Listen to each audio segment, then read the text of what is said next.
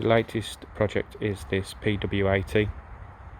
My daughter's expressed a wish to do Charles Enduro, so I plumbed for this bike. The price I got it for, I haven't really looked over it because it was such a good price. I'd even be happy to go away with a Seizure.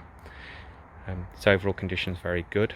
It's been modified on the rear, having two high a shock put on, and the stance of the bike is quite poor with an exceptional lean on its side stand. So we're going to go through this bike, looking over its overall condition, rectifying what's wrong, returning it to a safe condition for my children to use on their first outing. So starting with the headset here, this alarms me. What's that nut doing at the top? In my experience, this would normally be below that yoke there. How that's quite going to fit in yet, I don't know, but that would be below that there. And then there's normally a bolt with a captive washer that holds all that together. That nut, I believe, should be there. Grabbing the forks,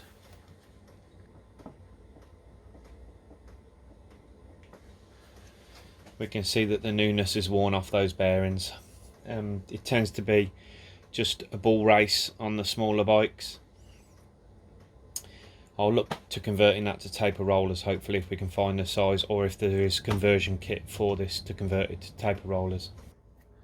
Spinning the wheel, we can see the wheel rim is in good condition.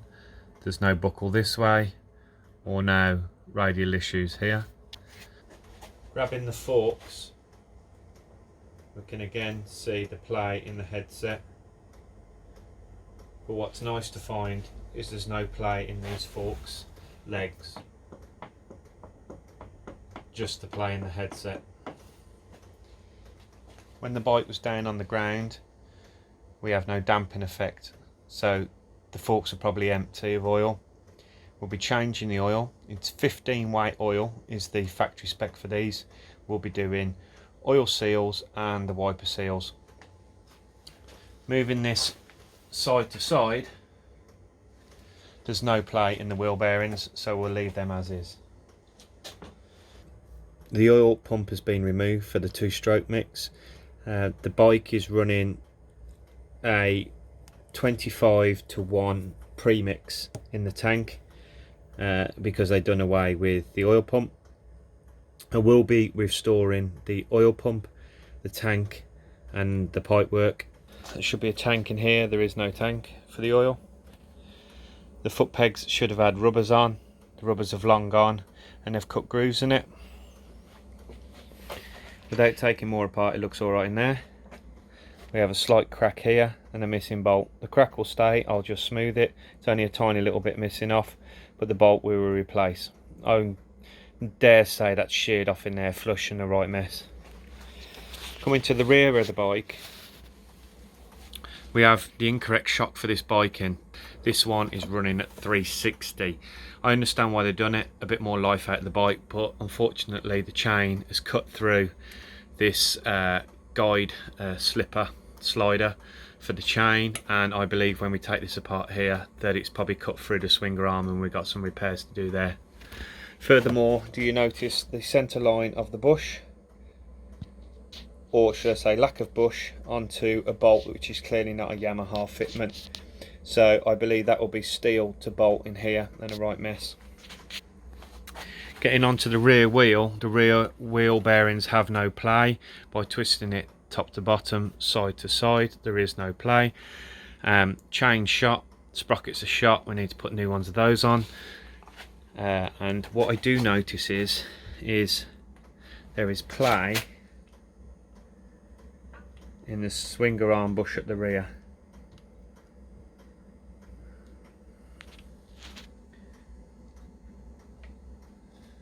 Now the play is within that, so it isn't in the bearings, it's in the frame. This could become a very big job if that has been rotating within the frame, because there's going to be no bearings or bushes in there. I believe that the bolt will go straight through steel, maybe a steel tube which is going to be worn. We'll come to that when we come to it. Chain guard missing, upper and lower. possibly get one of those if I find it cheap enough.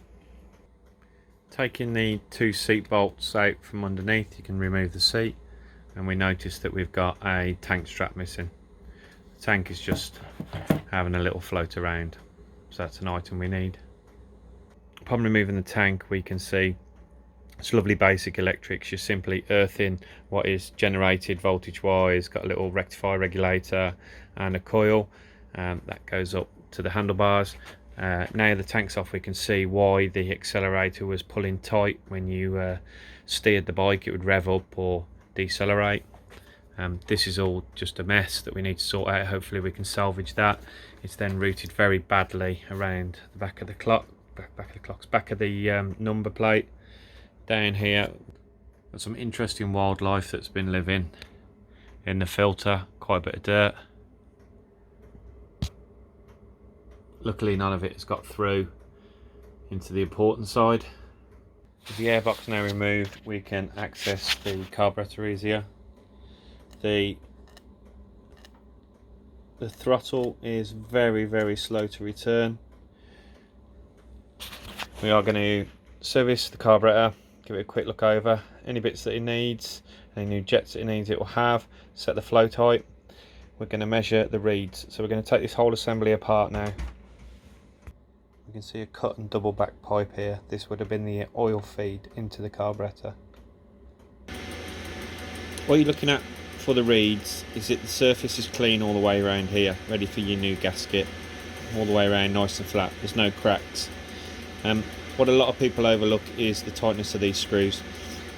Prior to inspecting these, don't just check that they're tight. Don't start taking this apart if you think it's all right. There will be no dirt under these as such, and what you could do is dislodge its position that it's been bouncing around at for thousands and thousands of revs, and you might dislodge it and actually makes things worse. So unless you really need to take these apart, don't take them apart. So this is called your stopper for your reeds. If these are bent or excessive, it will strain your reeds too much. These here, you can see that one lifting with my finger now. That stops that on full chat. So you need to find out your distance. Now for a PW80 from there to there is about 7.5 mil, 7.4 to 7.8 mil. So just check that distance there to there, and that's your backstop. And then what you want to do is get a 0.2 feeler gauge, which is the specification for these, and try and slide that under the reed. Don't pick the reed up, because that's easy to do, but gently just butt it in, see if there's any warp. Like I say, 0.2 is what we're aiming for. Another good way is to hold it up to a bright light and see if you can see any light through the reeds. And another way after that is what I tend to do, is just spray some brake cleaner in there, see if it starts dripping out anywhere, and that will give you a hint to possible areas you might want to look at. So once cleaned, put some brand new gaskets on. The gasket set for the whole bike has only cost me £9. Don't start reusing gaskets, especially on areas such as this. So remember, prior to taking out your reeds, a lot of mud gathers within here, so give it a really good clean before you start taking the reed and the reed manifold off, because stuff falling in that engine ain't going to be good. You got to remember, that's not crankcase oil, that's two-stroke oil in there, so it's just the fuel going straight through. It's not like you could wash it through very easily if you start dropping things in there, and always a bit of tissue when you're not working there. I'm going to replace these bolts which hold the reed and the manifold in place with some cap heads. The reason being, some chimp has just been in here at funny angles and shredded all the heads of the bolts, and for future Allen keys are probably a lot easier to get in here. Purchased off eBay, it's just a cheap set, cost me £9.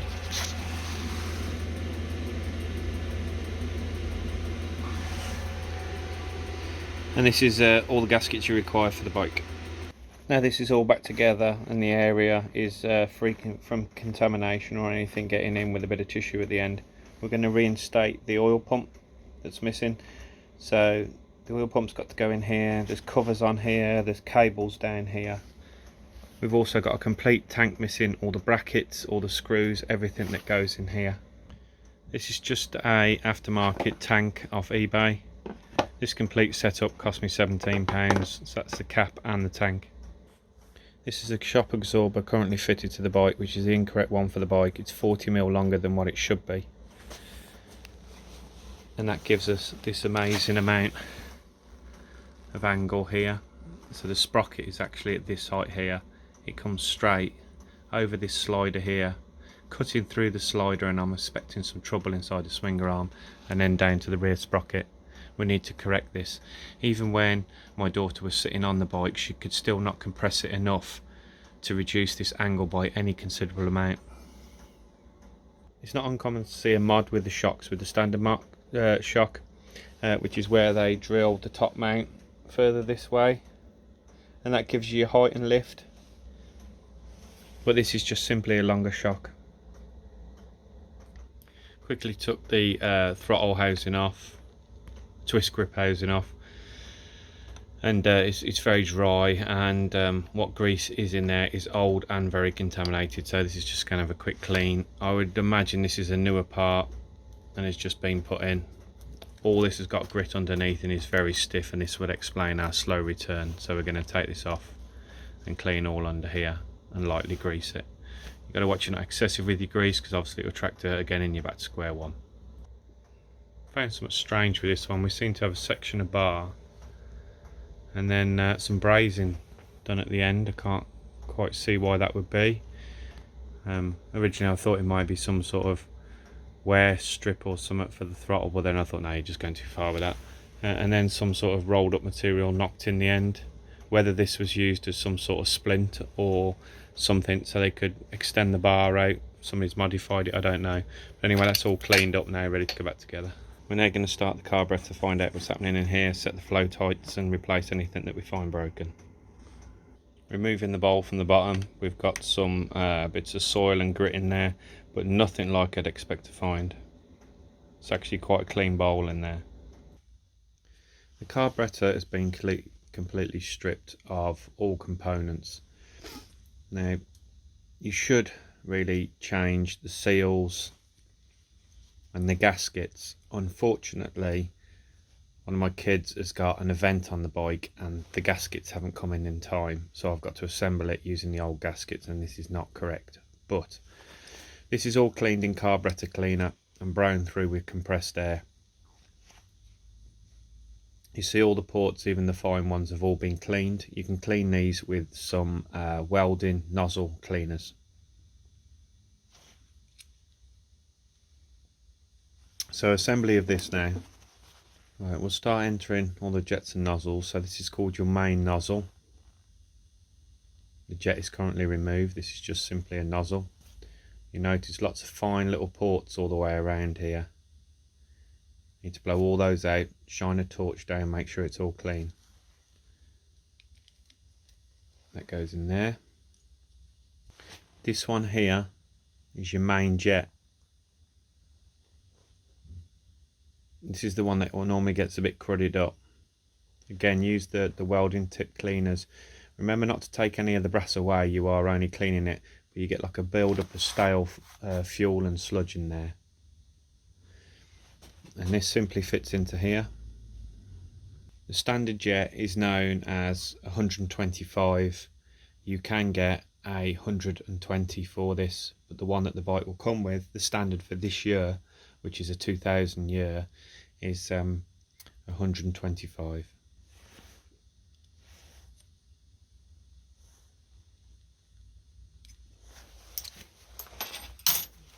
This component here is called the needle valve, and this simply is where your float needle goes into there, and this is like your ball cock, so to speak, in your toilet system, and it lets the fuel through. Again, it's a metered hole that goes into there.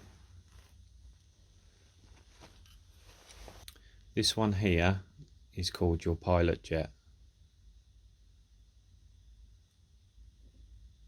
and this is the one that tends to block more than most that I have found, and that one goes in there. These are quite simply called your floats. Although brass, they do corrode and they do get little pitted holes in. Perhaps this bike isn't old enough, but some of the classic bikes I've done, you'll notice tiny little pinpricks in here that are hard to spot, especially when you buy the bike's second hand and it's long been drained, and it's not until you fill it back up that you find that fuel has got inside, and obviously it no longer acts as a float. And that will go there in a minute, just there. This one is your little needle that fits into there for your fuel shut off. That goes into there. What we're looking for here, there's no damage to the little jet surface at the front. This one's in quite good condition. If there is, change this part and this part, although they normally come as a pair, these two. Fit that onto there. Make sure you've got the little spring fitted correctly, and that will seat in there. That little rod in there.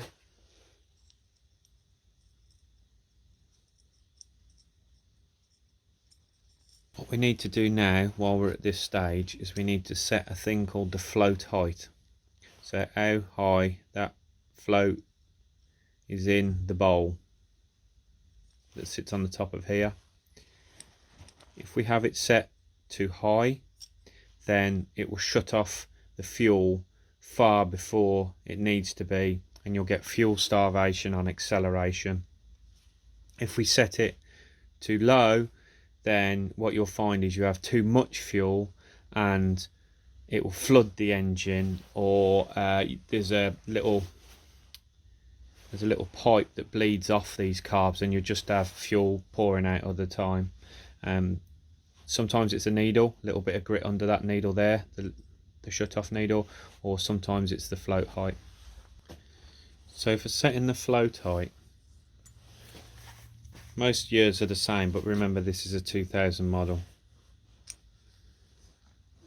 Angle it about there, so you don't want the full weight of the float on it, you want it about there, and then put the roll on there, and then it's going to the top of the float. Now as you can see, this one's running at 20 mil at the moment, but before you go and make an adjustment, check the other side as well and make sure that's 20 mil, which it is, because sometimes what happens, these floats become twisted, especially with DIY dads. So you can see it's always a good idea to make sure across this joining piece here that it's square. So what we need to do is that little tang in there that holds the needle, just there, we need to bend that down, and that will give us more lift on the floats. So our range is 20.8 to 22.8. You can see 2 millimeters, you don't need to use vernier gauges.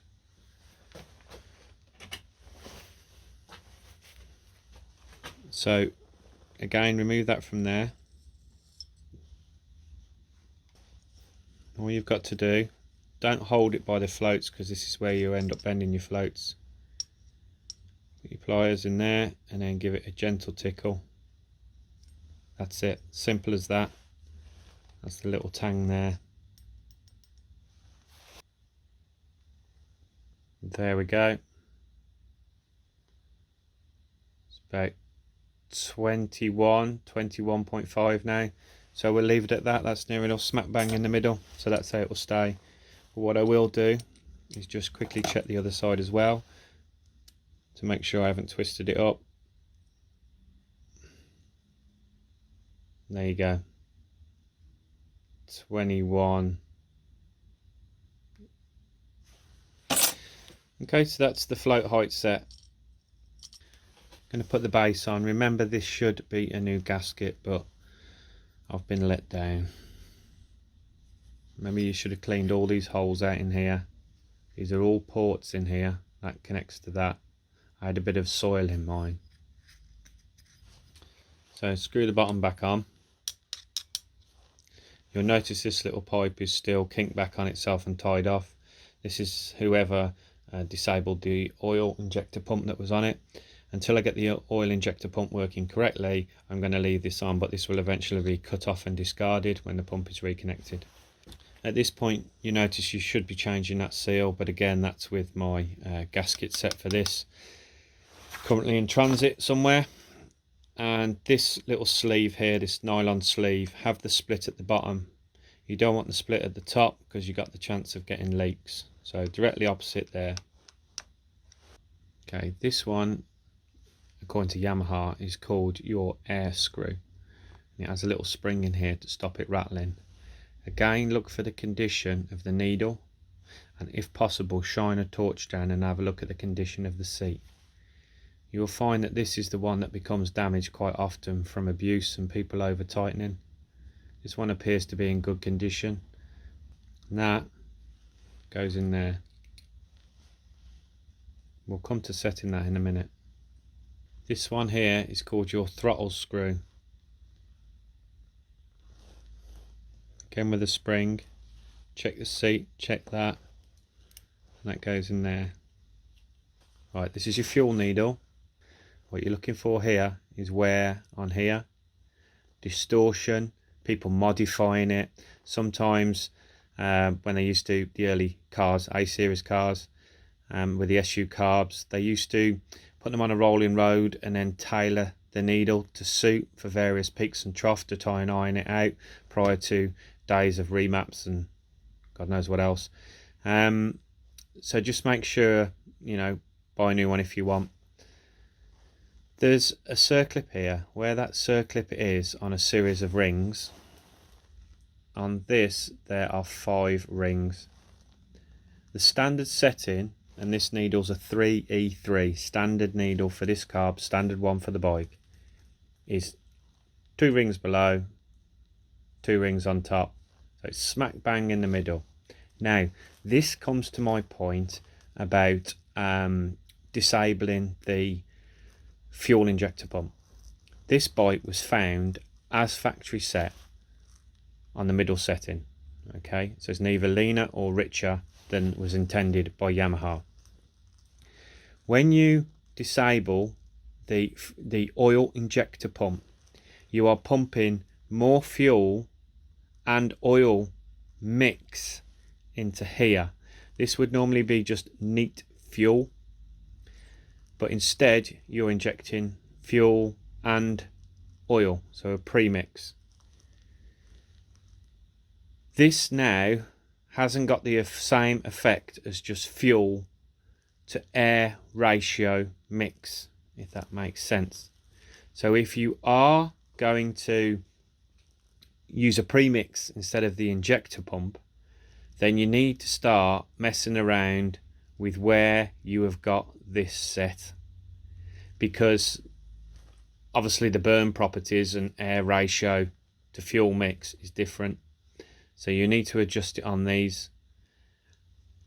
Can I tell you how to do it? No, it's trial and error. It's hours of mucking about, and this is one of the reasons why I'm reinstalling the injector pump and just putting the bike back to standard. It's running like crap. It won't keep running. It's snatchy. So let's just get the bike back to as intended, and that includes putting this carb back to as is. So this bike, this is one of the reasons why this bike has possibly been running quite badly, is because no modifications were ever done to the position of this in relation to the premix. I know it's a bit of rabble. If you don't understand, ask a question down below or whatever, but I hope that helps for people going to premix, that you can't just simply go to premix and expect the bike to behave as it would have done. We can see a little bit of wear at the bottom, but it is only the plating. The actual profile of the throat looking side on is still very square, but it is something to watch out for, because it will start to rock and only become worse, and also you'll get jams and you'll get seepage past here as well. So that fits into there. Then get this, your little clip, and hopefully you won't be chasing it all over the garage in a second. This is an interesting point here. The assembly of the this is the cable to the float. So I have taken it apart from the little compensator splitter assembly. So this is your throttle cable directly into the carb, not the choke or the oil pump. Take this apart and bend it at that kind of angle, not excessive that it's going to cause any damage to the sheath on the outside or the cable itself. The reason for doing this is it also obviously bends the cable, and this is where you'll pop splinters should the cable become weak. Yes, it may create some as well, because the cable may have hardened over the years or become brittle, but also if there is any hiding in there, it will show them up better. So at this angle now, grab this, and I'm really pulling on that, and all of a sudden it goes. So we clearly know there's something wrong with that cable. If it's bent inside, which I doubt,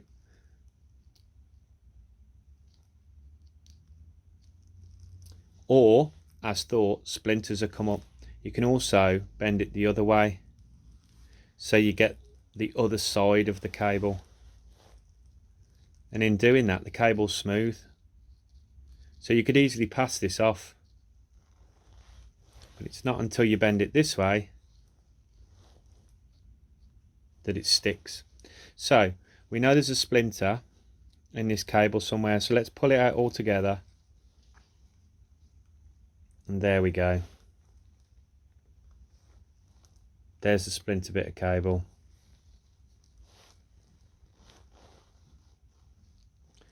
Trust me, it's there. Just there.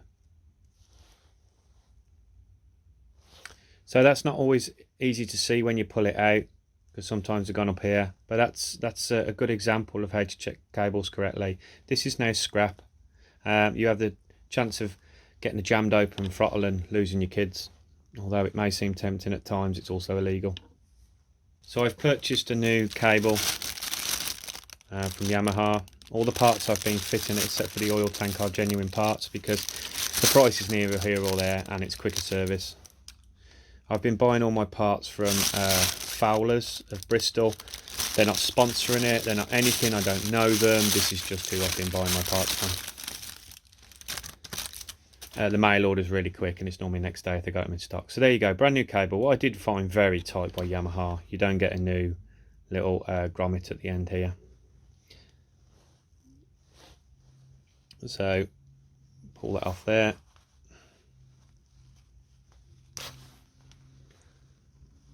Get rid of that, and then here's the new one. Lovely flowing, and I will just check their cable. Yeah, perfect, yeah.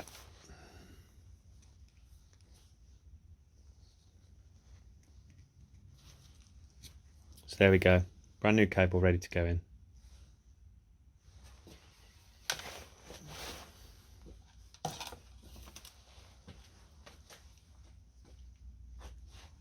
This is your choke. In the seal kit you get a new little stopper for the bottom, but as said before, seal kit hasn't arrived.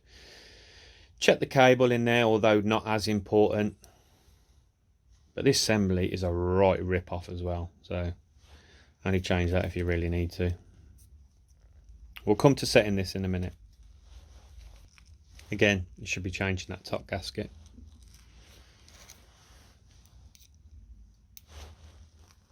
So be careful here now that you don't start forcing things around. You'll see there's a little lug inside there, just there. That locates onto here.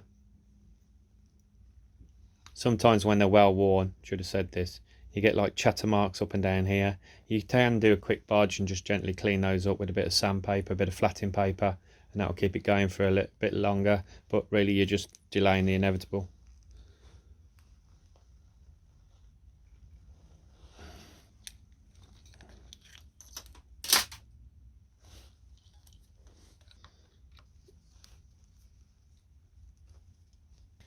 To set your adjustment here for your choke, how far it needs to be screwed into this housing here, hold it in a similar position or arc to what it is in the bike, and if there is clearance between that there and there, although you want some, because if there's none at all, obviously you're not seating that seal that was inside there that I just showed you. You want a tiny bit of clearance there. This at the moment is excessive amount of clearance, so when you operate the choke, that will be barely lifting off and you won't get the choke effect to start the bike. That said, no clearance, you'll be running on choke permanently. Once the carburetor is back on and you've assembled your divide for the cable, this is a good point at the moment. No oil injector pumps fitted, and you'll see the cables twisting as they come. This is just a little bit of engine oil in here. What you're better off doing if you're going to get rid of your injector pump is to actually put a one-piece cable through all the way, because all you're doing is twisting this up and you've got the chance of locking the assembly, and also it wears the side off the blocks here. It wasn't until reassembly of the airbox and that I noticed that there should be like a stack of 3 chimneys here, and these are missing.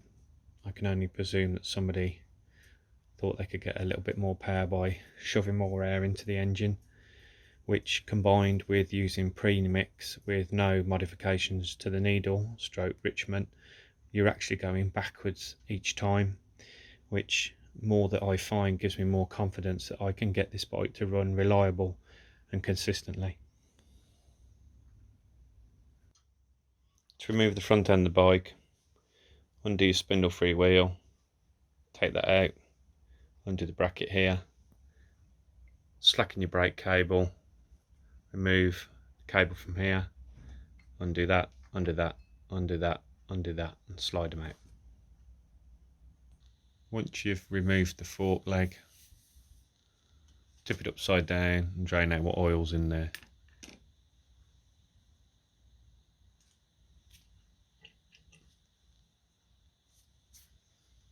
Okay. Undo the bolt in the end of here. These are shallow headed bolts, so make sure that you've got a good Allen key, and if necessary grind the end of the Allen key up to give you a nice sharp right angle.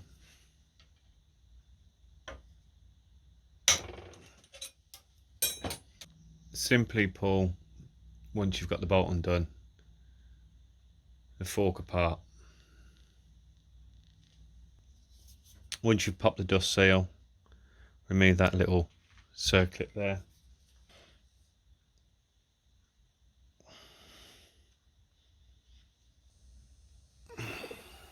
Next, unscrew that there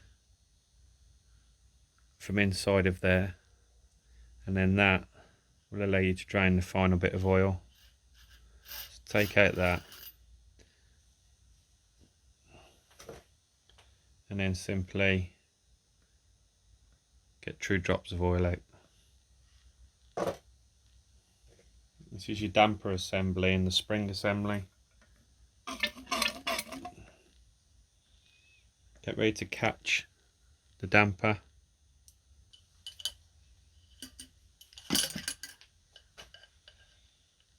There we go. Take that out.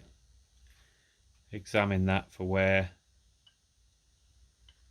If need be, renew that. You can buy just that part. And there's like your little rebound spring there. That goes onto there. And that other one goes on top of here. So once you've cleaned the fork leg up properly, you can simply rebuild it all. Note which way you put the spring back in. It's flat bottomed here and it's tapered towards the top of here. So the tapered section of the spring goes to the top.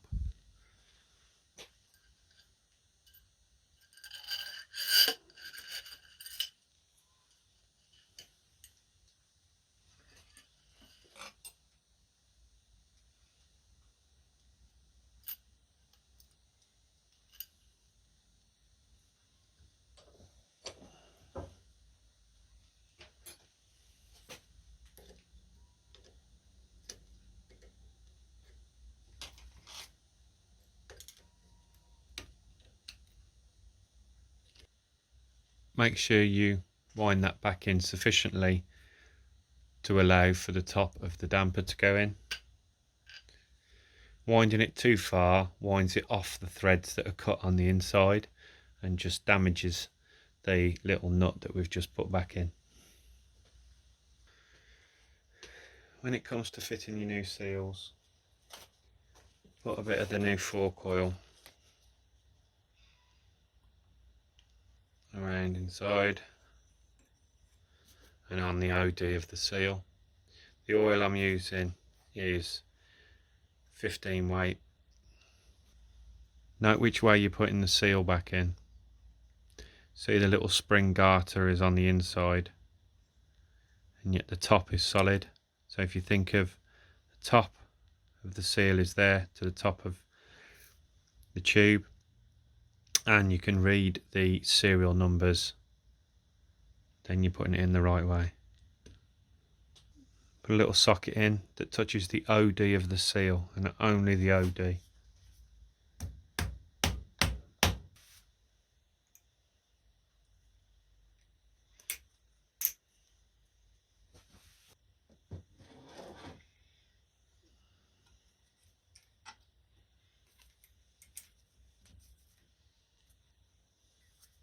So after your seal's put on, the circuit's put on, and your wiper stroke dust cover is on,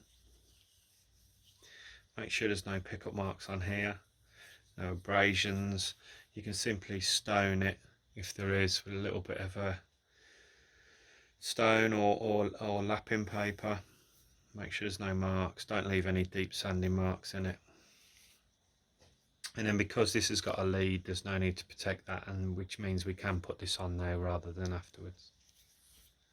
Make sure the bottom's clean.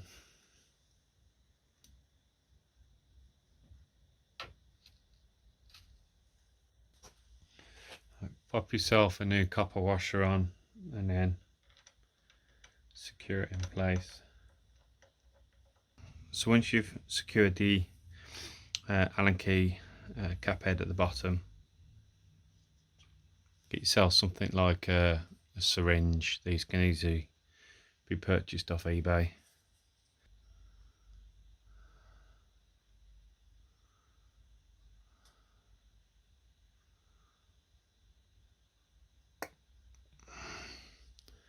There we go, 60 in there.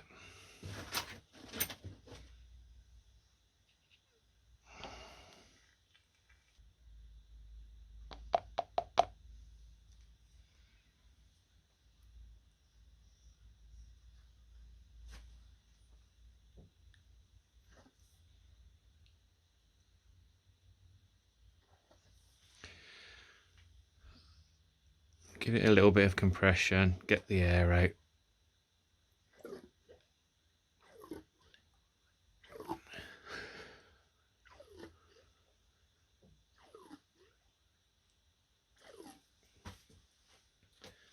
And then pop your top back on until you're ready to refit. This is the second fork leg, and I wasn't actually recording this one. I hadn't recorded the first one. So when I was coming to unscrew the top of this one, the nut here that releases the spring from inside to clean out the damper and inspect it, it went flying across the workshop, which I was a bit surprised at. But then finding out that somebody had shoved this in between the spring and this, and then that on top, possibly trying to get a bit more compression out of the spring, which is quite disgusting really that somebody would do that, especially on a kid's bike. Next we're going to find out what's going on here.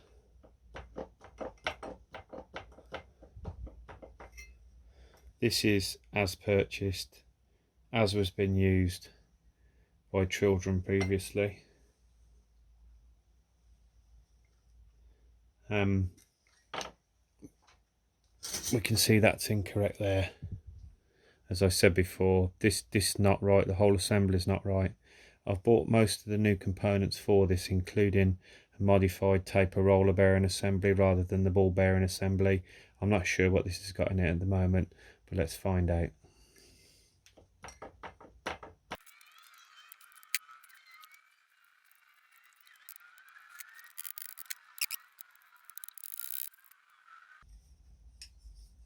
that should go like that, with that on top.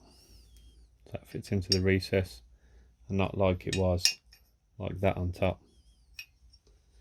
And the bolt goes in the center, the bolt that's currently missing. Just going to loosely screw that on.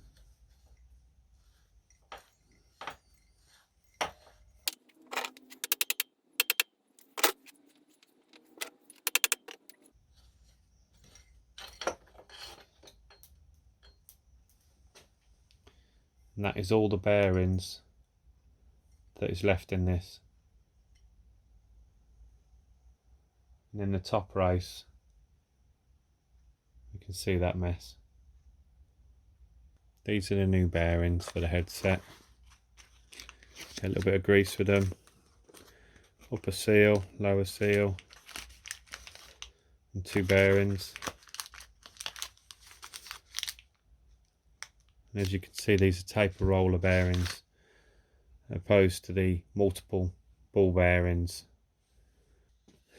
Tap in your top race first, the reason being any bits or marks that you may make will drop through and land on the race that you just knocked in.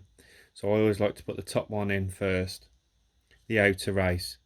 Bearing in mind you should be putting it in so the inner's like that. Don't put it in like that because you'll just upset yourself. So like that, always try and put your top one in first. That's now home, and it does stay that proud. We're coming to assemble the headstock now, and we can see the damage that's been caused here by basically the because there's no ball bearings in the top, or insufficient amount and worn, the headstock's been sitting back like that, and it's been, the bearing race has been cutting into the back here. It must have been like that for quite some time. So I don't know whether they were modding it by putting the nut in the wrong place to try and get a little bit more height out the forks. You probably get another 10-15 mil, but it was just very unsafe thing to do. So anyway, we flatted this. I stoned it and then I flatted it off. So we're going to assemble the headstock now. This is a new bottom seal by genuine Yamaha one, and that faces downward there, so it's angled like that. The lip is not like that. This is the bottom seal that comes in the kit, again a lip seal with a little bit of grease on it. This you have to mount that way, so the lip goes upwards. The simple reason being that the race sits in there like that. If you used to have it that way, it won't work correctly and the race rubs against the seal. So it has got to be that way, like that. I'm using a bit of the grease that they supplied in the kit on the bottom bearing. If you run out of grease, well, I'm going to blow all this on the bottom one. But what this is high pressure grease. It's like a CV joint grease. It's not like it's spinning fast or it's some sort of spindle. Just slap it all on, put a load in. Again, this is the same. If you used to make that like that, then you would actually be locking on this seal here. So note that I'm putting it in that way around.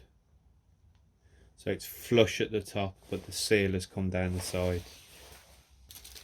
I'm installing a new top cap as well, because the other one is just an absolute mess.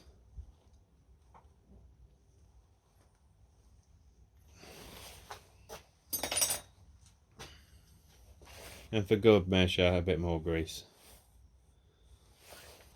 And this time we're going to put the nut that way up, and we're going to put it in now rather than on top of the yoke like it was. Now this is where there may be a problem with this sales pitch of these taper roller bearings for direct replacement for ball bearing type. because this nut is recessed and only has threads about half the way up it. So in here, it's all, the threads are tucked away. When you lock this up, you only have about 3 turns of this on there.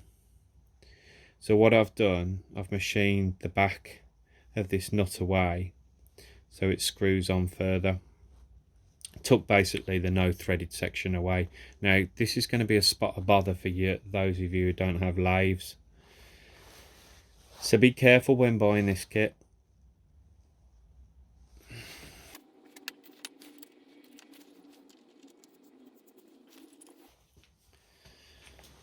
Right, this is all locked up now. How I do mine is over tighten slightly so you can feel the bind. Tap, tap, just to make the bearings are seated and square, and then slowly back off till you can feel just a slight drag on the headstock, and then that's fine. What we're going to do now, new air filter, because the other one's got holes in it, and basically it looked like a piece of pond filter, and we're going to put that in there. Comes pre-oiled. Okay, the spark plug that just come out is a B7HS by NGK. What should be in there is a BP6HS.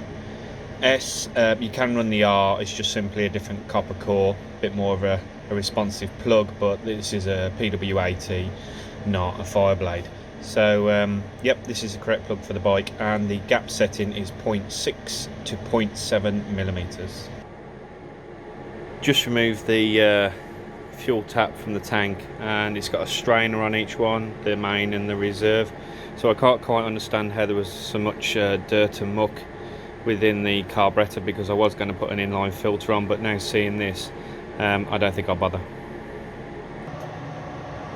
Right, we've taken this clutch cover off here, simply remove the kickstart here, and I've just took the cover off, but I'm having trouble getting the bike to idle low enough for the clutch to disengage and then to pull away. So I'm going to investigate the clutch, come to that in a minute, but while I was mucking about with the clutch, I've been turning the engine and I've got this worrying sound.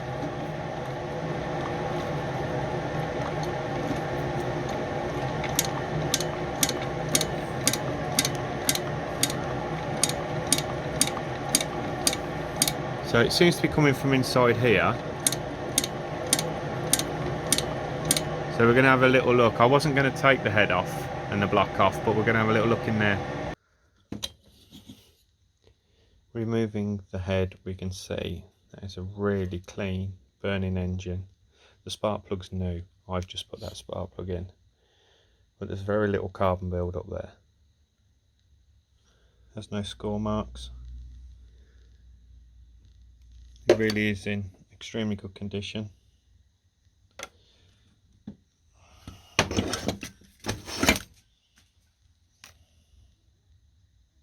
The exhaust port is very clean.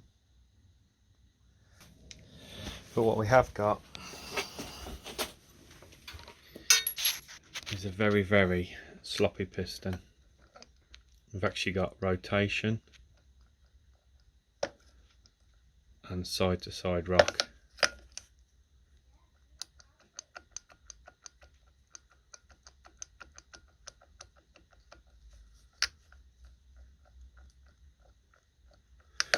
So we'll be popping a new piston in this.